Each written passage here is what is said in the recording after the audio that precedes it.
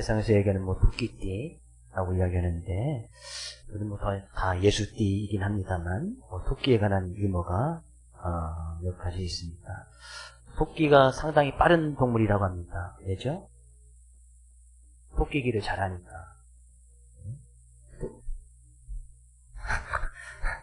토끼가 동물 중에서도 또 가장 무서운 동물이랍니다. 왜죠? 토끼가 뛸 때 어떻게 뛰죠? 깡총깡총. 깡이 있고 총이 있기 때문에 무서운 동물이랍니다. 또 토끼는 몸정신이 상당히 뛰어난 동물이라고 합니다. 그래요? 몸정신이 뛰어내서 달나라까지 가서 절구를 찍고 있기 때문이죠. 이 토끼가 이제 길을 가다가 호랑이를 만났습니다. 이제 죽었구나 생각하고 이제 무릎을 꿇고 기도했답니다. 하나님, 저를 살려주세요. 제발. 근데 그 모습을 보고 호랑이도 무릎을 꿇고 기도하더랍니다. 하나님, 오늘도 일용할 양식을 주셔서 감사합니다. 하나님 누구의 기도를 들어주실까요? 아마도 간절히 살려달라고 기도하는 토끼의 기도를 들어주시지 않을까 생각이 되어집니다. 이 시간 우리가 그런 간절한 모습으로 하나님 앞에 나오고 기도하는 모습으로 하나님 예배할 때 하나님께서 이 시간 이렇게 응답을 허락해 주실 것이고 말씀의 은혜를 더해줄 줄로 믿습니다. 오늘 본 말씀은 지난 시간에 이어서 이 바울이 2년 동안 가이사랴는 당시 이스라엘 지역이 로마의 시민 통치하에 있었기 때문에 가이사랴는 가이사랴라는 것은 이제 로마 황제를 총칭하는 이름입니다. 근데 가이사랴라고 했던 것은 이 지역이 로마의 관할 지역에 있었다라는 그런 의미예요. 가이사랴는 해변 도시이기도 하고, 그래서 이제 로마까지 배편으로 왔다 갔다 이제 각은 해변 도시였기 때문에 이 가이사랴에 로마 이제 총독의 어떤 거할 수 있는 그런 곳을 마련해 두고 그 인근 지역을 다 다스리게 되어집니다. 그래서 로마에서는 그 지역을 다닐 수 있는 이제 총독을 파견하게 되어지고, 그 총독이 로마의 황제의 권한을 가지고 와서 로마법을 행하면서 그 지역을 다스려 나갑니다. 근데 이 베스도 총독은 그 가이사랴의 12번째 총독으로 부임하게 되어지고, 그 전에 총독은 이제 벨리스 총독이 있음을 우리가 알 수가 있죠. 이 벨리스 총독이 이 지역을 관할하면서 유대인들이 바울을 고발하여서 바울을 이제 가이사랴에 있는 헤롯궁의 이제 감옥 속에 구금시켜두고, 그것을 이제 총독이 바뀌는 사이에 2년이라는 세월이 지났음에도 불구하고 이 바울은 그 감옥에서 여전히 감옥에 갇혀져 있게 됩니다. 근데 이 총독이 바뀌고 나서 2년이 지났음에도 불구하고 이 베스도가 이제 새로 부임하게 되어지니까 그 인근 지역에서 이제 가장 큰 도시였던 이 예루살렘을 이제 시찰하러 올라가게 되어지는데, 예루살렘 시찰하러 갔을 때 거기에 여전히 대제사장들과 종교 지도자들, 또 이제 원로들, 장로들이 여전히 또 바울에 대해서 고발을 합니다. 바울에 대해서 고발을 하고, 그들이 또 암살단원을 또 조직해서 바울을 가이사랴에서 예루살렘까지 한 100여 킬로 정도 떨어져 있는데, 바울을 이제 예루살렘으로 불러서 자기들의 어떤 법정들, 사내들인 공회라고 이야기하는데, 그 의회에 출석을 시켜줘서 여기서 좀 재판을 받게 다시 재판을 하게 해주십시오 라고 이렇게 고발을 하죠. 그러면 그 오는 사이에 암살단들이 숨어있다가 바울을 죽이고자까지 하는 그런 계획을 가지고 있었습니다. 그러나 베스도는 그래도 좀 이상적인 총독이라서 바울 그거에 대한 분명한 자기가 어떤 원인인지도 알지 못하고 해서 그 바울이 고발할 것이 있다면 내가 이제 곧 이제 가이사랴로 다시 돌아갈 텐데 그때 가서 그곳에서 다시 고발을 하라라고 이야기합니다. 그 위에 말씀이 이제 오늘 반 말씀이 이어지는 겁니다. 6절 말씀. 베스도가 그들 가운데에서 8일 혹은 10일을 지낸 후에, 8일이라고 하는 거, 8일 왜 8일이고 혹은 10일이냐? 그러니까 예루살렘에서 머문 기간은 8일이고 그 100km를 이제 가고 오는 날 하루하루를 하면 이제 10일이 됩니다. 그래서 이제 8일 혹은 10일. 네. 그것을 이제 지낸 후에 이제 가이사랴로 원래 자기 있던 곳으로 내려갈 때에 바울을 고발했던 대제사장들 무리와 또 원로들 무리 가운데서 유대인들 몇 명이 같이 이 동행을 합니다. 근데 동행했던 이유는 오로지 바울을 법정에서 세워서 바울을 고발해서 어쨌거나 이제 고발거리를 만들어서 바울을 죽이고자 하는 그런 계획에는 변함이 없었습니다. 가이사르를 내려간 그 이후에 그 이튿날 바로 이 바울을 법정에 출두시킵니다. 베스도 총독이 있는 그 자리에 유대인들이 불러다 놓고 같이 그 법정에서 이제 재판하게 되어지는데 이 유대인들이 여러 가지 중대한 사건으로 바울을 고발합니다. 근데 7절 말씀에서 이야기하듯이 그가 나오며 예루살렘에서 내려온 유대인들이 둘러서서 여러 가지 중대한 사건으로 고발하되 너희 증거를 대지 못한지라. 바울을 고발하고 고소하긴 하는데 그거에 대한 증거는 없었다는 얘기예요. 여러 가지 중대한 사건이라는 것은 그들이 따르고 있는 그 법에 대해서 위반하고 있다. 중대한 사건은. 그래서 바울이 로마법을 어겼고 또 유대인들이 지켜야 될 그 종교법을 어겼고 그들이 정말 신성시하고 중요시 여기는 예루살렘 성전에 관한 성전법도 어겼다. 아주 이제 그들에 대해서 중대한 사건이거든요. 근데 그렇게 어겼다라고 고소 고발을 하는데 뭔 증거도 없이 그냥 고발만 하는 거예요. 우리가 뭐 일반적인 사회에서도 고소하거나 고발하려고 하면 어떤 증거를 분명히 제시해야 되지 않습니까? 뭐 교통사고를 당하더라도 뭐 블랙박스 영상이라든지 뭐 핸드폰으로 사진 찍은 거라든지 어떤 증거가 있어서 뭐 그거에 대해서 이제 증거를 제시하고 고소 고발해야 되는데 이들은 그냥 고발만 하는 거예요. 고발만 하고 증거를 대지 못합니다. 그러니 그들이 이제 고발을 하니까 그래도 이제 이 베스도 총독이 바울에게 변명할 진술할 기회를 줍니다. 그 총독 베스도 앞에서 바울은 자신 있게 이제 자신이 단호히 자신을 변호하는데 8절 바울이 변명하여 이르되 유대인의 율법이나 성전이나 가이사에게나 내가 도무지 죄를 범하지 아니하였노라. 바울은 아주 단호하게 이 한국 우리 성경에서는 내가 범하지 아니하였다 한 번만 내가 아니하였다라고 이야기했지만 원문에 가서 보면 율법에 대해서도 내가 죄를 범하지 아니하였고 성전에 대해서도 내가 죄를 짓지 않았고 가이사에 대해서도 죄를 짓지 않았다라고 자신의 무죄를 반복해서 강조합니다.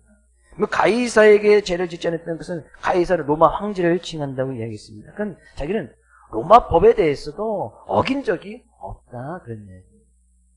그들이 고발했던 유대인의 법이나 성전법이나 로마법에 대해서 내가 죄를 진 것이 없다. 그들이 아무런 증거도 되지 않지 않느냐. 그래서 바울이 그렇게 아주 단호하게 이야기를 하니까 베스도가 이 9절 말씀 베스도가 유대인의 마음을 얻고자 하여 바울더러 묻되 내가 예루살렘에 가서 이 사건에 대해서 내 앞에서 신문을 받으려느냐. 이 베스도 총독을 따라서 예루살렘에서 가이사랴까지 유대인들이 와서 바울을 고발하지 않았습니까? 근데 그들의 유대인의 마음을 얻고자 했다는 것은 그들의 어떤 마음을 얻어서 환심을 사기 위한 목적이 아니라 바울이 그렇게 단호하게 이야기를 하고 보니까 어떤 증거도 없으니까 바울에 대해서 어떤 죄를 지었다는 그런 증거가 하나도 없는 거예요.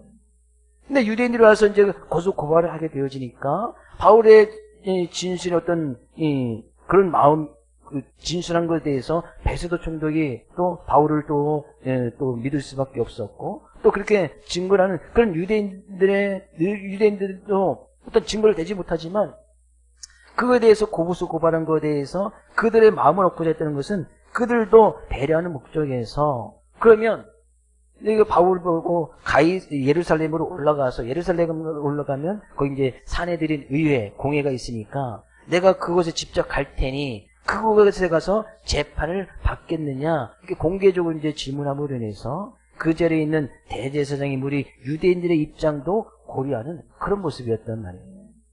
그러니까 바울이 내가 만약에 어떤 불의를 행하였으면 죽을 죄를 지었으면 죽을 것이 마땅하나 이 사람들이 고발한 것이 사실이 아니라면 나는 그들 앞에서 재판받을 이유가 없다. 그러면서 바울이 이야기하는 것이 내가 11절 말씀이 있습니다.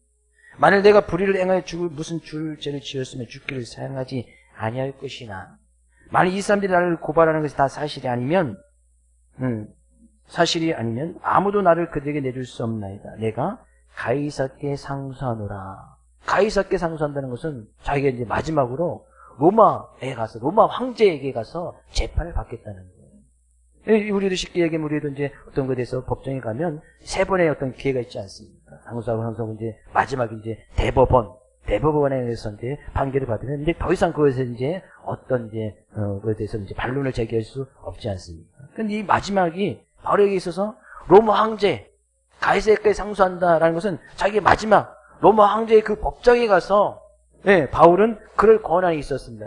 바울에게는 로마 시민권이 있는 사람이었기 때문에 로마 시민권의 권한은 로마 황제의 재판받을 수 있는 그런 권한이 있는 겁니다. 그러니까 로마 가이사께 가서 내가 재판을 거기서 받겠다. 바울이 그렇게 얘기하니까 베스도 총독이 그 바울의 제안에 거절하지 않습니다. 어떤 제재도 가지 않습니다. 그리고 그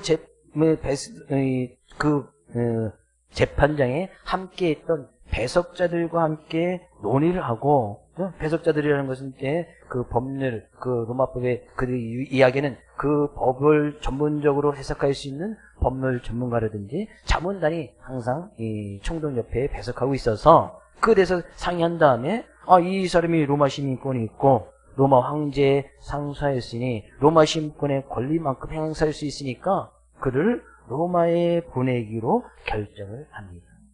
이것이 오늘 본문 말씀의 내용입니다.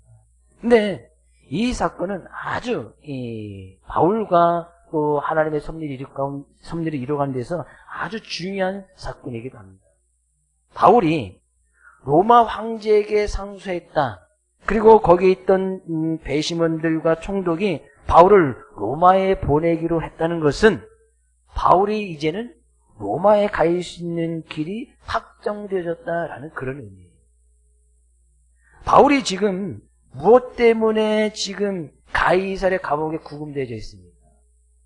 바울이 3차 전대행을 하는 가운데서 에베소라는 그 지역에서부터 성령님을 통해서 바울에게 하나님께서 주신 말씀이 있었습니다. 그 말씀은 뭐예요? 너희 마지막 전도 대상지는 로마다. 로마에까지 가서 내가 복음을 증거해야 될 것이다 라는 그 말씀 붙들고 3차 전대행을 마치고 예루살렘에까지 갔고, 예루살렘에 가서 또 여전히 바울을 시기하고 죽이려고 하는 사람을 통해서 감옥에 갇히게 되어졌고, 또 로마 군에 의해서 가이사랴까지 압송되어져서 그 가이사랴에서도 2년이라는 세월을 또 구금당하게 되어져 있는 모습이었습니다.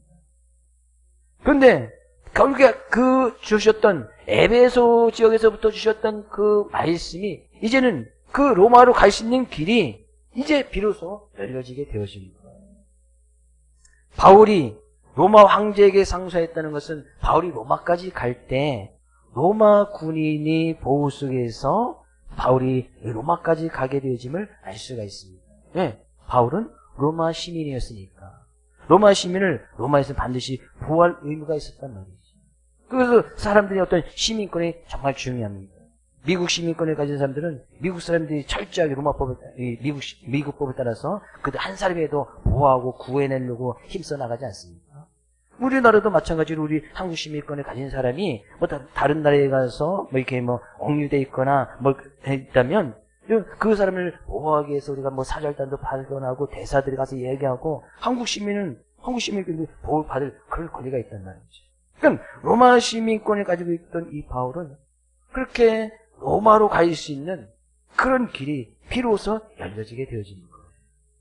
가이사랴에서 로마까지 가려면 2,000km가 넘는 그 백길을 따라서 가야 됐고 또 육로를 따라서 또 수백 킬로를 가야만 했습니다. 상당히 먼 거리였단 말이죠.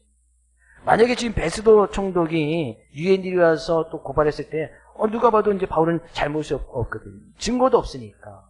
만약에 그 자리에서 베스도 총독이 바울은 죄가 없으니 바울을 이제 자유의 몸으로 풀어주어라 라고 했다면, 만약에 그랬다면 바울은 분명히 유대인들의 암살단에 의해서 분명히 암살되어질 것이 분명합니다. 근데 바울이 로마까지 갈 수 있는 가장 안전한 길은 로마 군인의 보호 속에서 그 먼 길을 2,000km가 넘게 떨어져 있는 그 길을 배를 타고 가고 육로를 가서 이 로마까지 갈 황제의 법정 앞에 서는 그 길을 로마 군인의 보호 속에서 이동하는 것 외에 다른 그 안전한 길은 없었다. 근데 그러나 그것이 우연히 바울에게 주어진 것이 아닙니다. 전임 총독이었던 이 벨릭스는 뇌물을 받기를 좋아했던 사람입니다. 그래서 바울에게도 돈을 받을까 해서 바울을 자주 불러서 이야기했던 사람이 이제 벨릭스 총독인데, 왜 벨릭스 총독에 뇌물을 주지 않으니까 이 바울을 그냥 구금시켜두고 자신이 떠났음에도 불구하고 여전히 죄가 없는 바울이 2년이나 가이사랴 감옥에 구금되어져 있었다는 거예요. 또 신임 총독 베스도가 또 부임하자 대제장 무리는 2년 전과 동일하게 바울을 법정 앞에 세우고 또 고소 고발을 합니다. 그런 시간이 지난 뒤에야 비로소 로마 황제에 상소하게 되어졌고, 그런 생각이 떠오르게 되어졌고, 그것을 통해서 바울이 이제 로마까지 갈 수 있는 길이 열려지게 됐단 말이에요. 오늘 본 말씀을 바울의 입장에서 다시 한번 우리가 보게 되어지면, 바울은 지금 아무런 죄 없이 뇌물을 주지 않았다는 그 이유 때문에, 죄가 없는, 아무런 증거 없는 그 죄 때문에 2년 동안 구금 상태로 억류되어져 있었다는 얘기죠. 얼마나 억울하고 고통스럽겠습니까? 얼마나 절망 가운데 빠질 수밖에 없는 그런 시간을 보냈단 말이죠. 2년이 지나서 신임 베스도 총독이 부임했을 때에도 대제장 무리가 여전히 2년 전과 똑같이 자신을 고발하고 자신을 죽이려고 하고 암살단들을 동원해서 자기를 은밀하게 죽이려고 하는 그런 계획을 가지고 있었습니다. 바울의 입장에서 보면 정말 기가 막힌 일이 아닐 수가 없습니다. 근데 그런 정방적인 그런 고통스러운 시간을 거치면서 바울은 마침내 황제에 대한 상소를 제기하게 이른 것은 전적인 하나님의 은혜였다는 사실을 우리가 알 수가 있습니다. 그런 생각을 갖게 되어지고 결국에 그가 로마까지 갈 수 있는 가장 안전한 길은 결국에 로마 군인의 보호 속에서 그 보호를 받아서 로마까지 가서 주님께서 주신 그 약속의 말씀, 로마에서도 내 복음을 증가해야 될 것이라는 그 약속의 말씀을 이룰 수 있는 그 길이 비로소 그때서 열리게 되어집니다. 그 길이 열려지는 시간이 무려 2년이라는 시간이 소요되어졌다는 사실이에요. 고통과 고난 속에서 절망을 느낄 수밖에 없는 그런 상황 속에서 2년은 얼마나 긴 시간인지 모릅니다. 우리가 뭐 어려운 일을 당하고 고통스러운 일을 당할 때 뭐 하루하루가 뭐 1년, 2년 같이 막 그렇게 느껴질 때도 있지 않습니까?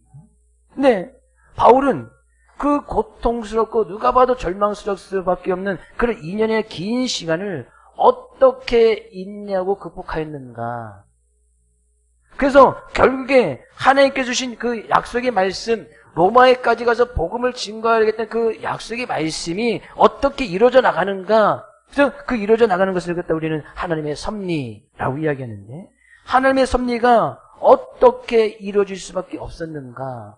우리는 그 모습을 좀 살펴보려고 합니다. 하나님의 섭리라는 것은 하나님의 계획대로, 그것이 계획대로 이루어져 나가는 것이 바로 이제 섭리라고 이야기를 합니다. 하나님의 계획은 바울이 로마에 가서 복음을 증거하는 것이 하나님의 계획인데, 그 계획이 지금 딱 열려지는 그 섭리가 이제 막 이루어지려고 한단 말이죠. 근데 바울의 입장에서 보면 그 계획과 그 섭리가 이루어지는, 이제 완전히 이루어진 것은 아니니까 로마까지 갈 수 있는 그 길이 열려지는 그 시간이 무려 감옥 속에서 2년이라는 세월을 보냈다는 거예요. 근데 바울은 그 정말 절망할 수밖에 없고 고통과 고난이 있을 수밖에 없는 그런 시간을 어떻게 인내하고 극복하였을까?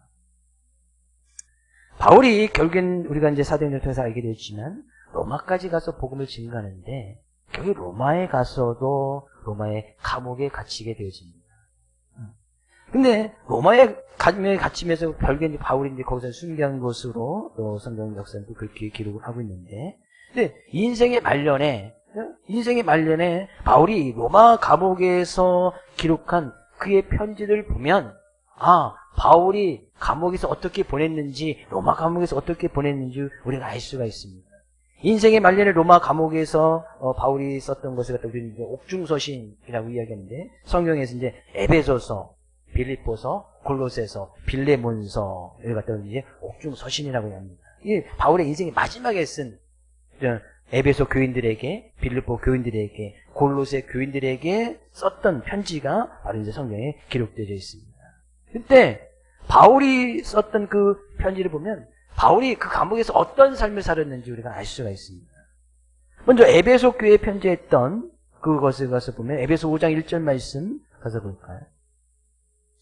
같이 읽어보겠습니다. 그러므로 사랑을 받는 자녀같이 너희는 하나님을 본받는 자가 되고, 바울이 로마 감옥에서 에베소 교인들에게 편지를 하면서 너희는 하나님을 본받는 자가 되라 라고 편지한 것은 바울 그 자신이 감옥에서도 하나님을 본받는 삶을 살고 있었다는 말입니다. 자기가 하나님을 본받는 삶을 살지 않으면서 에베소 교인들에게 하나님을 본받는 삶을 사십시오 라고 편지할 수 없기 때문입니다. 빌립보서 감옥에서도 빌립보 교인에게 편지하는 말씀에 가서 보면 빌립보서 4장 4절에서 6절 말씀 같이 읽어보겠습니다. 주 안에서 항상 기뻐하라. 내가 다시 말하노니 기뻐하라. 너희 관용을 모든 사람들에게 알게 하라. 주께서 가까우시니라. 아무것도 염려하지 말고 다만 모든 일에 기도와 간구로 너희 구할 것을 감사함으로 하나님께 아뢰라. 로마 감옥에서 바울이 빌립보 교회 성도들에게 편지한 거예요. 뭐 하라고요? 주 안에서 항상 기뻐하라. 바울이 감옥 안에 있는데 기뻐할 상이 없는 거예요. 근데 자기가 기뻐하지 않는데 주 안에서 항상 기뻐하라. 주 하나님께 항상 간구하고 감사함을 하나님께 아뢰라. 기쁨과 감사가 있었다는 이야기죠. 근데 자기의 삶 가운데서 기쁨과 감사가 없는데 빌립보 교인들에게 기뻐하십시오, 감사하십시오 라고 편지할 수 없단 말이에요. 로마 감옥에 갇혀있던 이 바울이 그 슬픔 가운데 있어서 지금 내가 이렇게 절망 가운데 있고 슬픔 가운데 있으니 나를 위해서 기도해 주십시오 라고 이렇게 편지를 했다면 우리는 충분히 이해가 됩니다. 근데 빌립보서를 가서 보면 그런 이야기 하나도 없어요. 성경 가운데 그 짧은 가운데서 빌립보서는 4장밖에 되지 않지만 기뻐하라 기뻐하라 기뻐하라는 단어가 얼마나 많이 나오는지 모릅니다.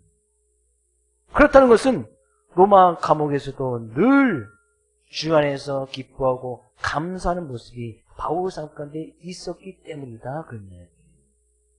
일단 그 감옥에 있었던 골로새서 말씀을 가서 보면 골로새 3장 1절에서 3절 말씀 같이 읽어보겠습니다.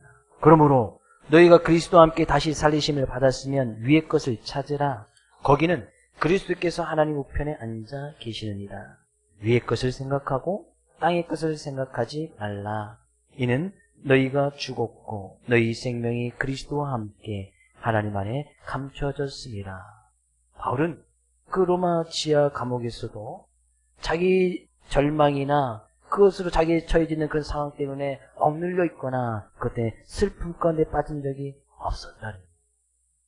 그 감옥에서도 고개를 들어 주님을 보고 위의 것을 찾고 위의 것을 생각하고 주님의 생각이 무엇인지 주님의 뜻이 무엇인지 늘 그것만 생각하고 주님을 늘 바라보았다. 그런 삶을 살았기 때문에 골로새 교회 교인들에게도 지금 행여나 너희 삶 가운데에서 어려움이 있고 절망 가운데 있는가? 위를 바라보라. 주님을 바라보라. 위의 것을 생각하라. 땅의 것을 생각하지 말고 지금 땅의 것을 생각하면 바울은 누가 봐도 로마 감옥에 있다면 절망할 수밖에 없고 슬픔 가운데 있을 수밖에 없고 위기 가운데 있을 수 있는 그런 상황. 자기가 언제 어떻게 자기의 삶을 마칠지 언제 감옥에 갇혔던 것은 그냥 사형 집행하면 그냥 끝나는 그런 순간인 거예요. 언제 죽을지도 모르는 거예요. 그런 가운데 있음에도 불구하고 땅의 것을 생각하면 자기는 누가 봐도 정말 큰 위기의 고통이지만 늘 위의 것을 생각하고 우리의 생명은 주님 안에 있으니 늘 그 주님을 바라보는 그런 모습을 살았다는 거예요. 그렇게 편지할 수 있었던 것은 바울이 그런 삶을 살았기 때문이란 말이죠. 매 순간 주님을 바라보고 주님을 의지하고 삶 가운데 주 안에서 누리시는 기쁨과 감사의 모습으로 나갈 수 있었단 말이에요. 지하 감옥에서도 바울의 삶 그 자체는 그 하나님을 예배하고 그 하나님을 경외하는 예배의 삶이었다. 그런 거예요. 바울이 로마 감옥에서도 이런 삶을 살았다면 지금 본문만 속에 나오는 지난 2년 동안 가이사랴의 지역인 헤롯 궁에 있는 그 감옥에 구금당해 있을 때에도 그 절망적이고 고통스러운 상황 속에서도 그의 심령은 온전히 주님을 향해 있었고 주님을 바라보고 있었고 하나님을 향한 기쁨과 감사함이 넘쳐나는 삶의 모습이 이었었기 때문에 그는 그런 상황 가운데서도 전혀 절망하거나 슬퍼하거나 낙망하거나 낙심하지 않았단 말이죠. 오로지 위의 것을 생각하고 주님을 바라보다 보니까 하나님께서 그런 생각을 딱 부어주신 거예요. 가이사께 상수해라. 바울이 그런 가이사께 상수해서 로마까지 갈 수 있는 그 길 외에는 다른 길이 없으니까 하나님께서 그런 생각을 부어주셨고 결국에 그가 로마까지 갈 수 있는 하나님의 섭리가 이루어지는 첫걸음이 바로 오늘 본문 속에서 이루어졌더라 그래요. 얼마나 큰 하나님의 은혜입니다. 로마군의 보안 속에서 로마까지 무사히 갈 수 있는 그 길, 하나님의 섭리가 비로소 그의 삶 속에서 한 치의 오차도 없이 성취되고 이루어질 수 있었다는 사실이에요. 수없이 많은 제사를 드리고 수없이 많은 예배를 드렸던 대제사장들과 원로들, 종교 지도자들의 삶의 모습과는 전혀 다른 모습이었음을 우리가 알 수가 있습니다.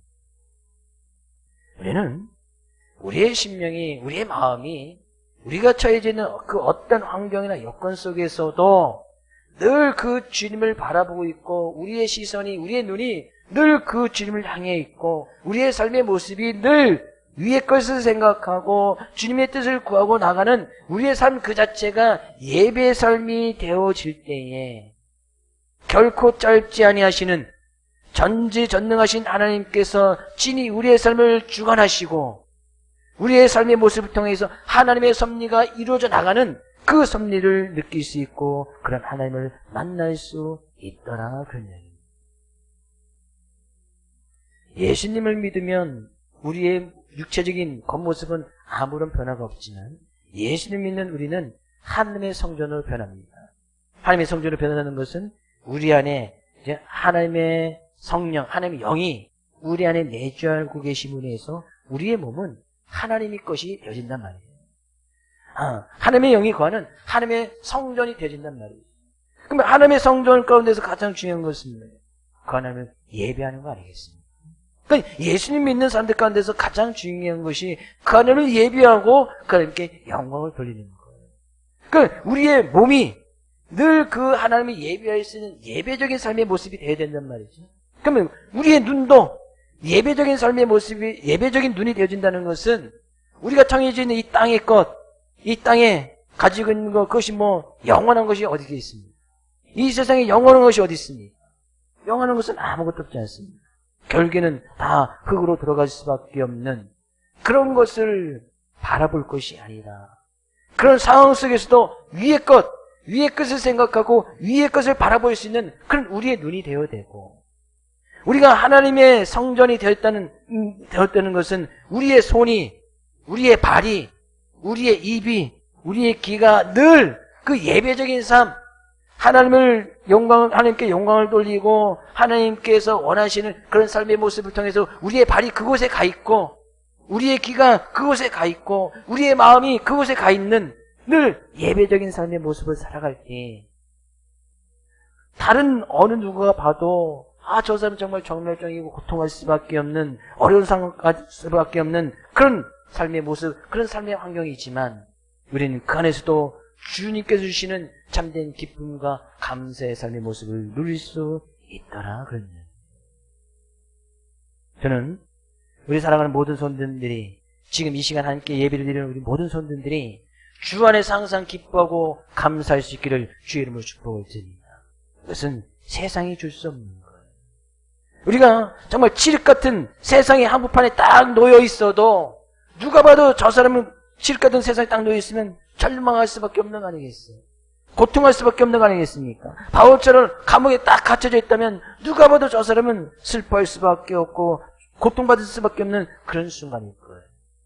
그 기간이 무려 2년이나 된 거예요. 바울은 전혀 그러지 않아요. 우리가 걱정하고 염려하는 것처럼 바울이 절망하고 고통할 것이 아니라 오히려 그 가운데서도 위의 것을 생각하고 주님께 주신 그 말씀 하나 붙들고 반드시 그 말씀이 이제 이루어져 나가는 그런 길이 딱 열리는 거 아니겠습니까? 바울은 그것을 통해서 얼마나 기뻐했어요. 로마군이 자신을 보호해서 로마까지 이제 가게 되는 길이 열려있고 또 바울 하나님께서 주신 말씀처럼 내가 로마에 가서도 주의 말씀을 증거할 것이라는 그런 하나님의 놀라운 계획이 지금 일어나가는 것을 바울이 또 느끼고 있는 거 아니겠어요? 얼마나 감사해요. 그런 하나님은 우리와 늘 함께 하시고 우리를 늘 지켜보고 계십니다. 우리 말씀 한 구절을 읽고 말씀을 지역합니다. 시편 139편 1절에서 4절까지 말씀 같이 읽어보겠습니다. 여호와께서 주께서 나를 살펴보셨으므로 나를 아시나이다. 주께서 내가 앉고 일어섬을 아시고 멀리서도 나의 생각을 밝게 하시오며 나의 모든 길과 내가 눕는 것을 살펴보셨으므로 나의 모든 행위를 익히 하시오니 여호와여 내 혀의 말을 알지 못하는 것이 하나도 없으시니이다. 아멘. 하나님은 우리를 늘 살펴보시니 우리 모든 것을 알고 계신다는 말이죠. 우리 앉고 일어서는 것, 어디에 가 있든지, 어디 가서 눕든지, 어디 가서 무엇을 행하든지, 어떤 말을 하는지, 어떤 생각을 하고 있는지 하나님께서 다 알고 있다는 것은 우리가 생각하는 것이나 말하는 것이나 가는 것이나 일어서는 것이나 앉아야 될 것인 어떤 자리에 갈 것인지 그 모습을 통해서도 우리와 늘 함께 하시고 우리를 동행하시는 그런 하나님을 늘 의식하고 그 하나님께 예배드리는 예배적인 삶을 살아가라.